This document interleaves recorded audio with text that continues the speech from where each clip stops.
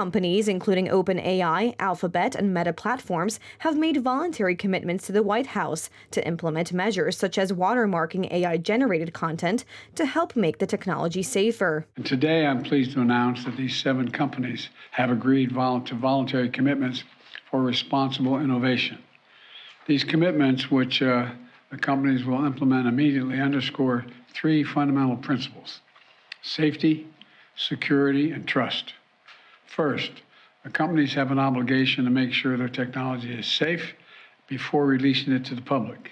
That means testing the capabilities of their systems, assessing their potential risk, and making the results of these assessments public.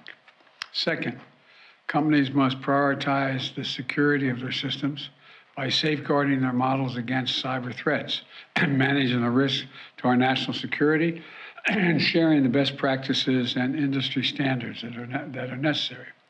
Third, the companies have a duty to earn the people's trust and empower users to make informed decisions labeling content that has been altered or AI generated, rooting out bias and discrimination, strengthening privacy protections, and shielding children from harm. Director James Cameron is no stranger to artificial intelligence. The premise of his iconic Terminator films depicted a future where machines with AI had taken over the world. Absolutely share their concern of I warned you guys in 1984. You didn't listen. Sure, look, I mean, you've got to follow the money. Who's building these things, right? They're either building it to dominate market share, so what are you teaching it? Greed. Or you're building it for defensive purposes, so you're teaching it paranoia. I think the weaponization of AI is the biggest danger. I think that we will get into the equivalent of a nuclear arms race with AI. And if we don't build it, the other guys are for sure going to build it.